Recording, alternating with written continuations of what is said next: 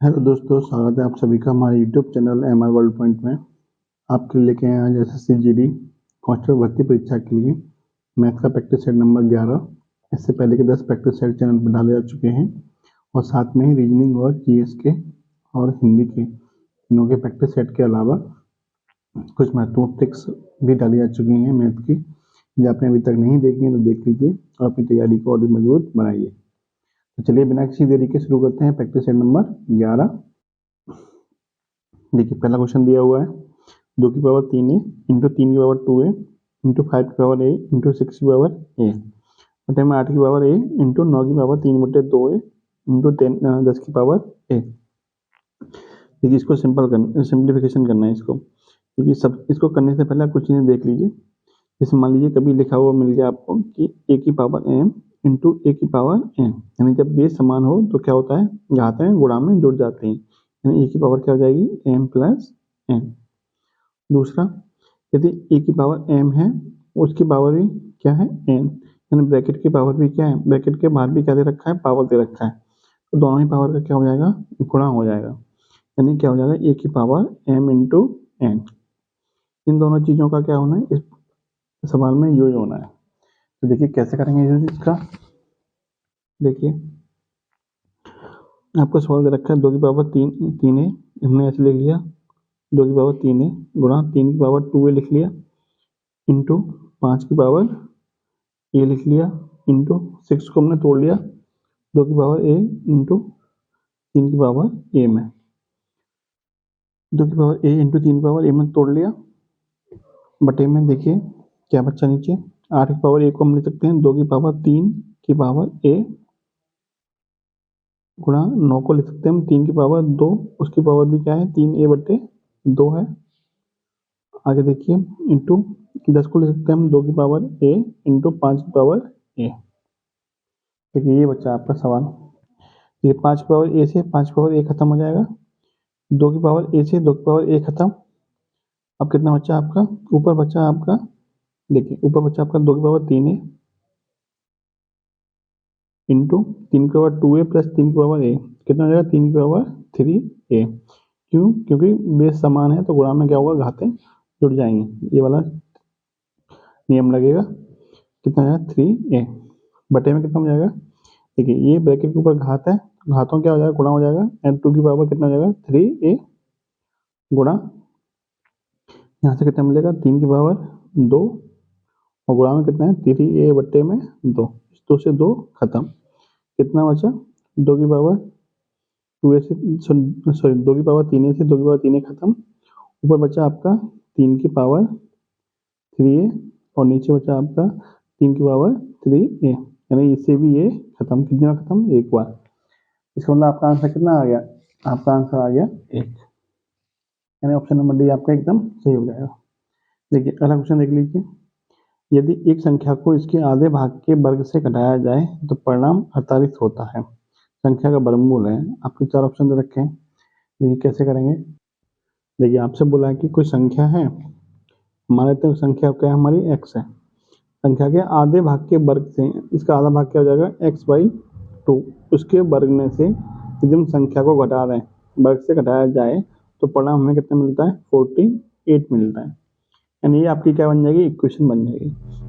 अब इसको सॉल्व करना है, तो इसको सॉल्व करने में बहुत टाइम लगेगा, तो हम कैसे सॉल्व कर सकते हैं इसको, हम इसको ऑप्शन की सहायता से सॉल्व कर सकते हैं। देखिए कैसे सॉल्व करेंगे। आपके ऑप्शन दे रखा है 4, जो 4 दे रखा है वो संख्या का वर्गमूल है, यानी इसका वर्ग क्या होगा, हमारी संख्या होगी, यानी इसका वर्ग क्या होगा, हमारी संख्या, यानी x की वैल्यू भी इसका वर्ग मिलेगी। 4 का वर्ग कितना होता है 16, तो x की वैल्यू हम कितना रखेंगे 16, तो 16/2 का वर्ग माइनस के 16, देखते हैं 48 आता है कि नहीं आता। देखिए 16 का आधा कितना हो जाएगा 8, 8 का वर्ग कितना होता है 64 और 64 में से 16 गया तो कितना बचा 48, यानी ऑप्शन नंबर ए हमारा समीकरण को क्या करता है, सेटिस्फाई करता है। इसका मतलब हमारी जो संख्या है वो क्या है 16 है, अब संख्या का वर्गमूल पूछा है तो कितना हो जाएगा 4, यानी ऑप्शन नंबर ए आपका एकदम सही हो जाएगा। अगला क्वेश्चन देखिए, क्वेश्चन नंबर 43, आपको ये करनी का क्वेश्चन दे रखा है। देखिए अंडर में 5 है, 11 है, 19 है, 29 है और 49 है, इसको सॉल्व करना है। इसको सॉल्व करेंगे, कैसे सॉल्व करेंगे? देखिए 49 का वर्गमूल कितना आ जाएगा? 7। 7 को इसमें जोड़ेंगे 29 में, 29 के साथ 36, 36 का वर्गमूल कितना आता है? 6। 6 को किसमें जोड़ेंगे? 19 में, 19 का वर्गमूल 19 और 6 कितना होते हैं? 25। 25 का वर्गमूल कितना होता है? 5। 5 को जोड़ेंगे 11 में, और 11 और 5 कितना होता है? 16। 16 का वर्गमूल कितना होता है? 4। और 4 को जोड़ेंगे 5 में, 4 और 5 9। 9 का वर्गमूल कितना होता है? 3। आपका आंसर क्या हो जाएगा? 3। इसको डायरेक्ट कैसे कर सकते हैं? देखिए आपको ये सब पीछे वाले पे कोई ध्यान नहीं देना है, आपको सिर्फ पहली वाली संख्या पकड़नी है, पहली वाली संख्या और उसके बाद का चिन्ह पकड़ना है। यानी यदि प्लस है तो आपको क्या करना है? 5 के बाद में जो पूर्ण वर्ग संख्या आती है उसका वर्गमूल ही आपका आंसर हो जाएगा। यानी कि 5 के बाद में पूर्ण वर्ग संख्या कौन सी होती है? 9। 9 का वर्गमूल कितना हो जाएगा? 3। तो आपका आंसर क्या हो जाएगा? 3। मान लीजिए 5 के बाद में माइनस आता है तो उसका आंसर कितना हो जाता? तो 5 के पहले देखनी है आपको, यदि माइनस आ रहा है तो आपको 5 से पहले वाली पूर्ण वर्ग संख्या देखनी है। यानी 5 से पहले पूर्ण वर्ग संख्या कौन सी आती है? 4। तो 4 का वर्गमूल क्या आ जाएगा? 2। तो 2 आंसर हो जाएगा आप। इसलिए इस तरह से आप इसको डायरेक्ट भी सॉल्व कर सकते हैं। अगला क्वेश्चन देख लेते हैं, क्वेश्चन नंबर 44। यदि आपको ये वीडियो अच्छी लग रही हो तो वीडियो को लाइक कर दीजिए और चैनल को सब्सक्राइब कर लीजिए। क्वेश्चन नंबर 45 देख लीजिए। कौशल प्रत्येक सही हल के लिए 3 अंक प्राप्त करता है तथा प्रत्येक गलत हल के लिए 2 अंक होता है। 30 प्रश्न हल करता है और 40 अंक प्राप्त करता है। कौशल ने कितने प्रश्न सही हल किए? सही प्रश्न हल किए वो बताने कितने प्रश्न सही हल किए थे। तो देखिए इसको 2 तरीके से करके दिखाते हैं। पहले आपको बेसिक से करके दिखाते हैं, फिर आपको शॉर्ट ट्रिक बताते हैं इसकी। देखिए मान लेते हैं उसने x प्रश्न सही हल किए और y प्रश्न गलत हल किए। फिर कुल मिला के उसने कितने प्रश्न हल किए थे? 30 प्रश्न। यानी x प्लस y की वैल्यू कितनी है? 30। हर एक सही क्वेश्चन के लिए उसे कितने अंक मिलते हैं? 3। गलत के लिए कितने मिलते हैं? 2। यानी यदि x क्वेश्चन सही किए तो उसके अंक आने चाहिए 3 इंटू एक्स, यानी कि 3x प्लस, अब बाई अंक उसने क्या किया? गलत। बाई क्वेश्चन गलत किए। हर एक गलत क्वेश्चन के लिए कितने अंक करते हैं? 2। 3x में से यदि हम 2 बाई को घटा दें तो हमारे अंक आने चाहिए 40। यानी 2 समीकरण हमको मिल गए, x प्लस बाई बराबर 30 और 3x माइनस 2y बराबर 40। इसको सॉल्व करके यहाँ से हम x और y की वैल्यू निकाल सकते हैं। आपसे पूछा कितने प्रश्न सही हल किए, यानी x की वैल्यू चाहिए, आप निकाल भी सकते हैं। इसको हम दूसरे तरीके से कैसे करेंगे? देखिए एक सही प्रश्न के लिए 3 अंक मिलते हैं, गलत के लिए 2 अंक मिलते हैं। जरा ये बताइए, मान लीजिए कोई व्यक्ति है जो एक प्रश्न गलत करता है तो उसे कुल मिला कितने अंकों को लॉस होगा? तो उससे कुल मिला कितने अंकों को लॉस होगा? देखिए मान लीजिए अगर एक प्रश्न सही हल करता तो उसे 3 अंक मिलते, लेकिन उसने एक प्रश्न गलत कर दिया तो उसका 2 अंकों का क्या हो रहा है? नेगेटिव मार्किंग वजह से 2 अंक और एक्स्ट्रा कट रहे हैं। तो कुल मिला के उसे लॉस जो हो रहा है वो 5 अंकों का लॉस हो रहा है। 3 अंक सही वाले में नहीं मिल पा रहे और 2 अंक और एक्स्ट्रा कट रहे हैं, इसका मतलब 5 अंकों का उसे लॉस हो रहा है। अब उसने कहा कि 30 अंक उसने हल किए। मान लीजिए वो 30 प्रश्न सही हल करता है तो उसे एक अंक एक प्रश्न में 3 अंक मिल रहे हैं, तो इसका मतलब उसे 90 अंक मिलने चाहिए थे, लेकिन उसे मिले कितने? 40 अंक मिले। इसका मतलब उसके 50 अंक इसमें कट गए, नेगेटिव मार्किंग की वजह से कट गए। लेकिन एक क्वेश्चन गलत करने पर उसके 5 अंक कट रहे हैं, तो 50 अंक कितने क्वेश्चन गलत करने पर कटे होंगे? 5 से भाग देते हैं। इसका मतलब 10 अंक, सॉरी 10 क्वेश्चन उसने गलत हल किए, जिसकी वजह से उसके कुल मिला के 50 अंकों का उसे लॉस हुआ।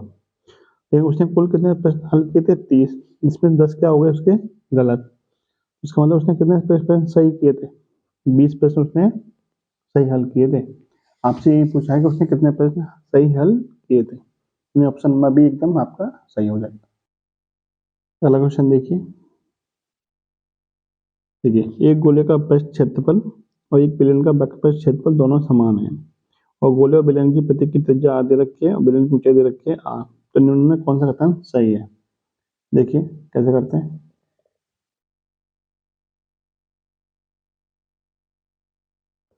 देखिए गोले का जो वक्र पृष्ठ का क्षेत्रफल होता है वो क्या होता है? 4 पाई आर स्क्वायर, और बेलन का वक्र पृष्ठ का क्षेत्रफल क्या होता है? 2 पाई आर एच। यहाँ से आपको आर और एच में संबंध बताना है। देखिए पाई से पाई खत्म, 2 से कटेगा 2 बार, एक आर से ये वाला आर खत्म, कितना बचा? 2 आर बराबर एच। ये निकल के आ गया आपका, यानी ऑप्शन नंबर डी आपका एकदम सही हो जाएगा। नेक्स्ट क्वेश्चन देखिए, क्वेश्चन नंबर 46 से 47 आपकी तालिका दे रखी है, सारणी दे रखी है, इसके आधार पर आपको क्वेश्चन का आंसर बताना है। देखिए पहला क्वेश्चन क्या दे रखा है, वर्ष 2003-4 से वर्ष 2007-8 तक की कुल पैदावार का कितना प्रतिशत गेहूं है, यानी कुल पैदावार कितनी हुई है, कुल पैदावार हुई है आपकी, यहाँ देख लीजिए, देखिए 7,560 क्विंटल जो भी दे रखा है, लाख टन में दे रखा है, लाख टन पैदावार हुई है, जिसमें से गेहूं कितना पैदा हुआ है 2600। आपसे क्या पूछा है, गेहूं कितना प्रतिशत पैदा हुआ है, गुणा 100 कर देंगे, इसको सॉल्व करेंगे तो आपका आंसर आ जाएगा 34.4%। गेहूं का परसेंटेज पूछा है कुल के सापेक्ष में, तो गेहूं का बटे में टोटल गुणा 100। अगला क्वेश्चन देख लीजिए, 7-8 में गेहूं की पैदावार में पिछले वर्ष की तुलना में, पिछले वर्ष में कितना था, 7-8 से पहले 6-7 में 680 था, और 7-8 में कितना है 860 है, यानी कितना एक्स्ट्रा पैदा हुआ, 680 से 180 एक्स्ट्रा पैदा हुआ। पूछा कितने प्रतिशत वृद्धि हुई, यानी 180 की वृद्धि हुई। पिछले वर्ष की तुलना में पूछा, तो पिछले वर्ष कितना था 680, तो 180 बटे में 680 गुणा 100, इसको सोल्व कर लेंगे तो आपका आंसर आ जाएगा आपका 26.5%। आपको सिर्फ वृद्धि निकालनी है, पिछले वर्ष की तुलना में पूछा था, पिछले वर्ष कितना था 7-8 में था 860 था, और 6-7 में था आपका 680, तो 680 से 860 में 180 की वृद्धि हुई, कितने पे 680 पे गुणा 100, आपका ऑप्शन हो जाएगा, ऑप्शन नंबर सी एकदम सही हो जाएगा। देखिए अगला क्वेश्चन देखिए, एक रेजिमेंट के सिपाहियों को 10, 15, 20 की पंक्तियों में खड़े होकर पूर्ण वर्ग बनाना है, तो सिपाहियों की न्यूनतम संख्या क्या होगी। देखिए क्या करना है आपको, इसमें इस टाइप का क्वेश्चन एक पिछले प्रैक्टिस सेट में भी आया था, उम्मीद है आपने देखा होगा, उसको देख के आपको क्या करना है, इसका सोल्यूशन निकालना है। ये क्वेश्चन मैं आपके लिए छोड़ देता हूँ। अगला क्वेश्चन देख लीजिए, देखिए क्वेश्चन नंबर 49 देख लीजिए, धारा की दिशा में एक नाव 3 घंटे में 24 किलोमीटर की दूरी तय करती है, धारा की विपरीत दिशा में इसी दूरी को तय करने में 12 घंटे का समय लगता है, तो शांत जल में नाव की चाल बताइए। ठीक है, मान लेते हैं नाव की चाल है 1 किलोमीटर प्रति घंटा और धारा की चाल है 20 किलोमीटर प्रति घंटा। जब अनुकूल की बात होगी तो अनुकूल धारा के अनुकूल जो दिशा चाल हो जाएगी वो कितनी हो जाएगी, a+b, प्रतिकूल में चाल हो जाएगी आपकी a-b।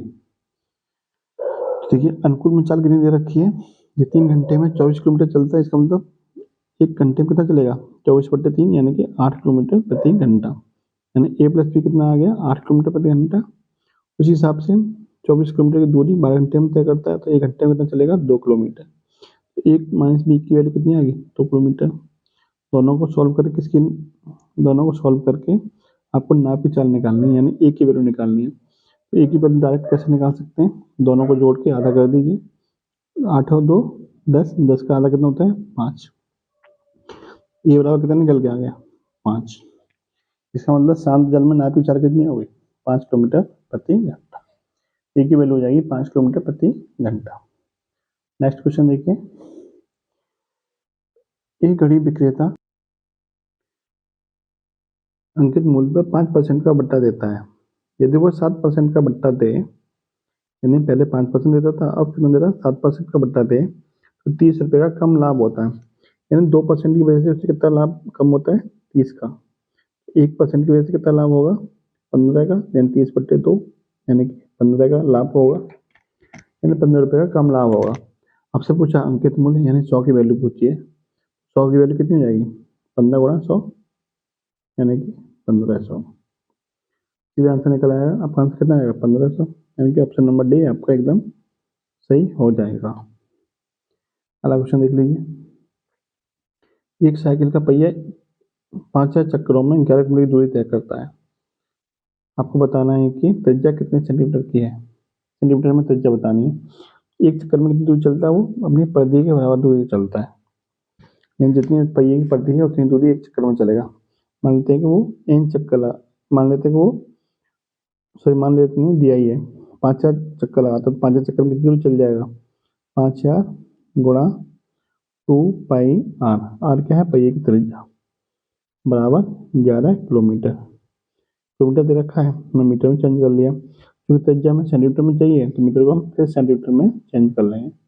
इसको सॉल्व कर लेना है। देखिए क्या सॉल्व करेंगे, पाई की वैल्यू दे रखी है 22/7, 3 जीरो से 3 जीरो खत्म, ठीक है, 5 दूनी 10, 10 से 1 जीरो आपका और खत्म, कितना बचा 110, ये हो जाएगा आपका 22/7 गुणा आर बराबर 110, 22 से कट जाएगा 5 पर और 5 सकते 35, आर बराबर कितना आएगा 35 सेंटीमीटर। यानी ऑप्शन नंबर बी एकदम आपका सही हो जाएगा। अगला क्वेश्चन देखिए, घन के विकर्ण पर आधारित खींचे गए वर्ग का क्षेत्रफल 192 वर्ग सेंटीमीटर है, तो घन की भुजा बताइए। देखिए मान लीजिए यहाँ पर घर बना हुआ है, इसका ये विकर्ण है, घन का विकर्ण क्या होता है, मान लीजिए यदि घन की भुजा ए है तो घन का विकर्ण होता है a√3, a√3। आपसे बोला कि घन के विकर्ण पर आधारित खींचे गए वर्ग का क्षेत्रफल, इसका कोई वर्ग बना हुआ है, विकर्ण पर क्या बना हुआ है वर्ग, इस तरह से मान लीजिए कोई वर्ग बना हुआ है, ऐसे तो आयत बन गया है लेकिन वर्ग ही मान लीजिए, जिसकी भुजा क्या हो जाएगी a√3, तो उसका क्षेत्रफल कितना है 192 वर्ग सेंटीमीटर। तो घन की भुजा बताइए, यानी ए बतानी है आपको, ए की वैल्यू कितनी होगी। देखिए वर्ग का क्षेत्रफल क्या होता है भुजा का वर्ग, वर्ग का क्षेत्रफल होता है भुजा का वर्ग, भुजा कितनी a√3, तो a√3 का वर्ग बराबर दे रखा है आपको 192 सेंटीमीटर। तो इसको सोल्व करेंगे कितना आ जाएगा, a² इंटू 3 बराबर 192, 3 से कट जाएगा आपका 64 बार, और a² बराबर 64 है तो a की वैल्यू आ जाएगी आपकी 8। आपसे a की वैल्यू पूछिए, a की वैल्यू कितनी आएगी 8 सेंटीमीटर। देखिए अगला क्वेश्चन देखिए, किसी व्यक्ति को 600 रुपये में शर्ट बेचने पर लागत का 1/6 की हानि होती है, किस मूल्य पर शर्ट बेची कि उसे 1/6 का लाभ हो। देखिए कैसे करेंगे इसको, देखिए 1/6 की हानि हो रही है, लागत का 1/6, 1/6 का मतलब क्या है, इस 1/6 का मतलब है कि यदि उसकी लागत 6 है तो उसे 1 की हानि हो रही है, यानी 6 की चीज 1 की हानि पर यानी कि 5 में बेची जा रही है। 6 की चीज कितने बेची जा रही है 5 में बेची जा रही है, लेकिन एक्चुअल में कितनी बेची जा रही है 600 में। 5 की वैल्यू कितनी है 600, 1 की वैल्यू कितनी हो जाएगी 600/5 यानी कि 120। आपसे बोला है कि वह किस मूल्य पर शर्ट बेची कि उसे लागत का 1/6 लाभ हो, यानी 1/6 लाभ का मतलब है कि 6 की चीज पे 1 रुपये का लाभ हो, यानी कितने में बेची जाए 7 में बेची जाए। तो 7 यूनिट की वैल्यू कितनी हो जाएगी, 1 यूनिट की वैल्यू है 120, तो 7 की यूनिट की वैल्यू हो जाएगी 7 गुणा 120 यानी कि 840। बस यही आपका आंसर हो जाएगा 840। अगला क्वेश्चन देख लीजिए, क्वेश्चन नंबर 54, किसी बर्तन में 5 लीटर दूध और 1 लीटर जल का मिश्रण रखा है, इसमें जल की मात्रा कितनी मिलाई जाए कि मिश्रण में दूध और पानी का अनुपात कितना हो जाए 2:1। ठीक है, दूध कितना दे रखा है 5 लीटर और जल कितना है 1 लीटर, बट्टे में हमने 1 लीटर मान लिया। अब वो कह रहा है इसमें जल की मात्रा कितनी मिलाई है, मतलब क्या मिलाया जा रहा है जल मिलाया जा रहा है, हम मान लेते हैं 1 लीटर क्या मिलाया जा रहा है जल मिलाया जा रहा है। अब दोनों का अनुपात क्या हो गया, दूध और पानी का अनुपात कितना हो गया 2:1, दूध की मात्रा 2 है तो पानी की मात्रा कितनी है 1। बस इसको सॉल्व कर लेते हैं। देखिए 5 एकम 5, ये हो जाएगा आपका 2 एकम 2 प्लस 2x, तो इधर माइनस हो जाएगा 3 बराबर 2x, तो x बराबर मिल जाएगा यहाँ से 3/2 यानी कि 1.5 लीटर। कितना पानी मिलाया जा रहा है 1.5 लीटर, ऑप्शन नंबर बी एकदम सही हो जाएगा। अगला क्वेश्चन देखिए, 25 वर्ग सेंटीमीटर के स्याही के एक डब्बे में 4% प्रति सेकंड की दर से प्रसार हो रहा है, तो 2 सेकंड बाद यह हो जाएगा, कितना प्रसार हो जाएगा। देखिए शुरू में कितना दे रखा है 25, कितने परसेंट की दर से वृद्धि हो रही है 4% दर से, यानी 1 सेकंड बाद कितना हो जाएगा 104/100 हो जाएगा, फिर अगले सेकंड कितना 104/100। इसको सॉल्व कर लेते हैं, 4 से कटेगा ये आपका 26 बार, 4 से 25 बार, 4 से फिर 26 बार, 4 से ये फिर 25 बार, 25 से ये वाला 25 खत्म, ये हो जाएगा आपका 676/25, भाग देंगे तो आपका आंसर आ जाएगा 27.04 वर्ग सेंटीमीटर, यानी कि ऑप्शन नंबर आपका सी सही हो जाएगा, सॉरी ऑप्शन नंबर ए आपका एकदम सही हो जाएगा। अगला क्वेश्चन देख लीजिए, क्वेश्चन नंबर 56, 1 रुपये 50 पैसे तथा 25 पैसे के सिक्कों के मूल्यों का योग कितना दे रखा है? 210 दे रखा है, जो क्रमशः 5, 6 और 8 के अनुपात में है। तो 1 रुपये वाले सिक्कों की संख्या होगी, 1 रुपये वाले सिक्के बताने आपको कितने होंगे। देखिए 1 रुपये 50 पैसे और 25 पैसे। 1 रुपये के एक सिक्के का मूल्य कितना होता है? 1 रुपये ही होता है। 50 पैसे के एक सिक्के का मूल्य कितना होता है? 1/2 रुपया होता है, ये हमने रुपयों में चेंज करना है। 25 पैसे के एक सिक्के का मूल्य कितना होता है? 1/4 रुपये होता है। लेकिन आपको ये किस अनुपात में दे रखे हैं? 5 अनुपात 6 अनुपात और 8 के अनुपात में, यानी 1 रुपये कितने सिक्के हैं? 5, तो 1 गुणा 5 कितना मूल्य हो जाएगा 1 रुपये का। और 6 सिक्के किसके दे रखे हैं? 50 पैसे के, यानी कि 50 पैसे वाले सिक्कों का मूल्य कितना हो जाएगा? 1/2 गुणा 6। 25 पैसे वाले सिक्कों का मूल्य हो जाएगा 1/4 गुणा 8, ये इनका मूल्य हो जाएगा। यानी 5 यहाँ से मिल जाएगा आपको 3 और यहाँ से मिल जाएगा आपको 2। यानी आपके पास जो धन है वो कितना है? 5 अनुपात 3 अनुपात 2 के अनुपात में है। यानी कुल मिला के जो धन है आपका 5 और 3 8 और 2 10 यूनिट धन है आपके पास। लेकिन एक्चुअल में कितना है? 210।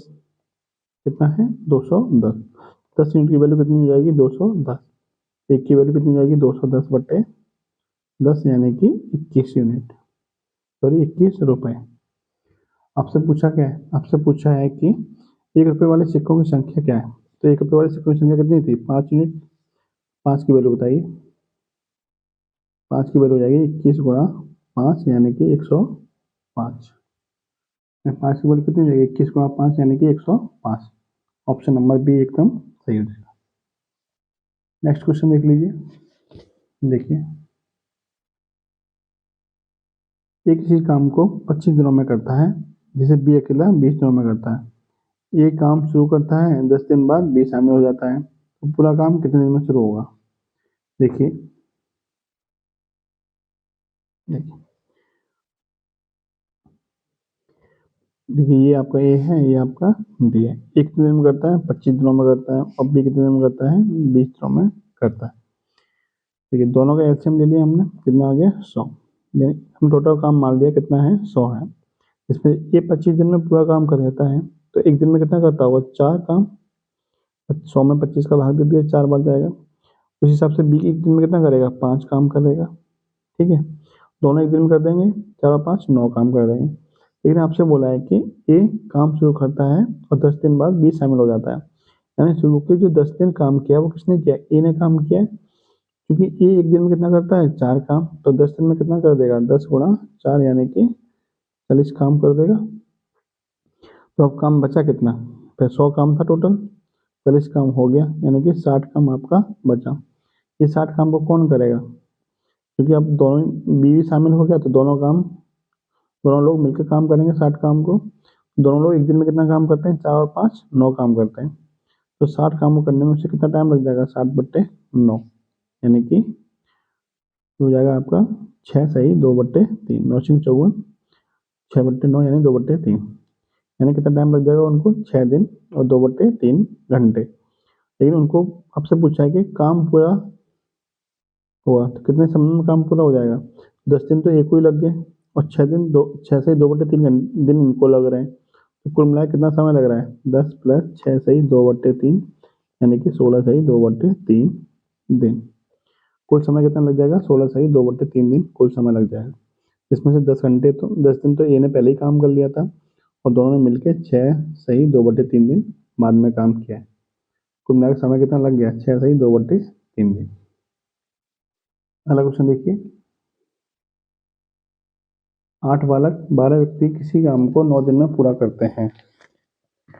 काम समाप्त करने में प्रत्येक बालक एक व्यक्ति से दोगुना काम करता है, दोगुना समय लगाता है, सॉरी काम दोगुना नहीं करता, समय दोगुना लगाता है। उसी काम को 12 व्यक्ति कितने दिन में समाप्त करेंगे? देखिए आपसे बोला है कि प्रत्येक बालक एक व्यक्ति से दोगुना समय लगाता है, यानी कि मैन अपॉन बॉयज, यानी आदमी बटे बालक का जो समय का अनुपात है वो कितना है? 1:2। तो इनकी क्षमताओं का अनुपात कितना हो जाएगा? 2:1, यानी 2/1, यानी 2, यानी मैन बराबर हो जाएगा मैन बराबर हो जाएगा 2 बॉयज, यानी एक मैन बराबर 2 बॉयज। एक आदमी 2 लड़कों के बराबर है। इस बात से हमें, इस लाइन से हमें ये पता चल गया। अब देखिए 8 बालक हैं, 12 व्यक्ति हैं शुरू में, तो 8 बालक कितने व्यक्तियों के बराबर हो जाएंगे? तो 8 बालक हो जाएंगे आपके 4 व्यक्तियों के बराबर। तो यदि हम पहली वाली लाइन को व्यक्तियों में चेंज करना चाहें तो शुरू में कितने व्यक्ति जाएंगे? 12 व्यक्ति तो है ही है, 8 बालक हैं, 8 बालक के कितने व्यक्ति हो गए? 4 व्यक्ति, कुल मिला के 12 16 व्यक्ति हो गए। तो 16 व्यक्ति 9 दिन में पूरा काम खत्म कर देते हैं, तो कुल मिला काम कितना हो गया? 144 यूनिट काम हो गया। और इसी काम को कौन खत्म करेगा? 12 व्यक्ति खत्म करेंगे। कितने दिन में खत्म कर देंगे? बटे में 12, 12 से 12, यानी कि 12 व्यक्ति 144 यूनिट काम को कितने दिन में खत्म कर देंगे? 12 दिन में खत्म कर देंगे। ये आपसे पूछा है कितने दिन में खत्म कर देंगे, आंसर क्या हो जाएगा? 12 यूनिट। देखिए अगला क्वेश्चन देख लीजिए। कोई व्यापारी अपनी खाद्य की कीमत को 10% कम करता है, तो खाद्य मूल्य में कितने प्रतिशत की वृद्धि करेगा कि उसके खाद्य मूल्य में कोई परिवर्तन ना हो? देखिए मान लीजिए पहले कीमत कितनी थी? 100 थी, इसकी कमी कर दी, अब कीमत कितनी हो गई? 90। अब वो चाहता है कि कीमत में कोई परिवर्तन ना हो, तो कितने बढ़ाना पड़ेगा उसको? 10 की वृद्धि करनी पड़ेगी। कितने पे? 90 पे, यानी 10 बटे 90 गुणा 100, 0 से 0 खत्म। 1/9 की वैल्यू कितनी होती है परसेंटेज में? 11 से ही 1/9% होती है, यानी 100/9 बराबर हो जाएगा 11 से ही 1/9%। ये था आपका, ये है आज का आपका लास्ट क्वेश्चन। और अभी तक यदि आपने चैनल को सब्सक्राइब नहीं किया तो सब्सक्राइब कर लीजिए, जिससे कि आपको इसी तरह की उपयोगी वीडियो मिलती रहे और अच्छी से आपकी तैयारी हो सके। देखिए लास्ट क्वेश्चन देख लीजिए। एक्स और वाई की वर्तमान आयु का योग कितना है? 75 वर्ष है। 5 वर्ष बाद उनकी उम्र का अनुपात कितना हो जाएगा? 7:10 हो जाएगा। तो 4 साल पहले एक्स की आयु थी। देखिए कैसे करेंगे सॉल्व। मान लेते हैं ये आपका एक्स हो गया, ये आपका वाई हो गया। 3 कंडीशन दे रखी है, वर्तमान दे रखा है एक, 5 वर्ष बाद की कंडीशन दे रखी है एक, 4 साल पहले की कंडीशन दे रखी है। ठीक है, हम मान लेते हैं 4 साल पहले की ये लाइन हो गई, ये वर्तमान की हो गई, और ये आपकी हो गई 5 साल बाद की। ठीक है, 3 लाइनें हो गई आपकी। आपसे बोल रखा है कि एक्स और वाई की वर्तमान आयु का योग कितना है? 75 वर्ष है, और दोनों का योग कितना हो गया? 75 वर्ष। 5 वर्ष बाद उनकी उम्र का अनुपात कितना हो जाएगा? 7:10 हो जाएगा, यानी इनका अनुपात कितना है? 7:10 कब है? 5 वर्ष बाद। जरा ये बताइए वर्तमान में इनका जोड़ कितना है? 75 वर्ष है, तो 5 वर्ष बाद दोनों की आयु का योग कितना हो जाएगा? 5 वर्ष इसमें भी जुड़े होंगे, 5 वर्ष इसमें भी जुड़े होंगे, तो इसका मतलब 5 वर्ष बाद इनकी आयु का जोड़ जो हो जाएगा वो कितना हो जाएगा? 85 वर्ष हो जाएगा, यानी 10 साल इसमें जुड़ जाएगा। लेकिन यदि अनुपात की दृष्टि से देखेंगे तो अभी योग जोड़ कितना है? 7 और 10 17, तो 17 की वैल्यू कितनी है? 85। एक की वैल्यू कितनी हो जाएगी? 85/17, यानी कि 5 वर्ष। 1 यूनिट की वैल्यू हो गई है आपकी 5 वर्ष। आपसे पूछा क्या है? 4 साल पहले एक्स की आयु बताइए, यानी यहाँ आपको ये वाली वैल्यू बतानी है। जरा ये बताइए 5 की वैल्यू कितनी है? तो 1 की वैल्यू कितनी है? 5 वर्ष। तो 7 की वैल्यू कितनी हो जाएगी? 7 पंजे 35 वर्ष। तो यानी 5 वर्ष बाद, यानी 5 वर्ष बाद एक्स की उम्र कितनी है? 35 वर्ष। आपको पूछा कितना? 4 साल पहले का पूछा है, तो 4 साल पहले पहुंचने के लिए आपको कितनी उम्र घटानी पड़ेगी? देखिए वर्तमान पहुंचने के लिए 5 साल घटानी पड़ेगी, और वर्तमान से भी 4 साल पहले पहुंचने के लिए आपको 4 साल और घटानी पड़ेगी। इसका मतलब कुल मिला के 9 साल घटानी पड़ेगी आपको। तो 35 माइनस के 9, यानी कि 26 वर्ष। तो एक्स की जो उम्र होगी वो कितनी हो जाएगी? 26 वर्ष उम्र हो जाएगी। उम्मीद है आपको समझ में आया होगा। यदि वीडियो आपको उपयोगी लगी हो तो वीडियो को लाइक कर दीजिए और चैनल को सब्सक्राइब कर लीजिए। जय हिंद, जय भारत।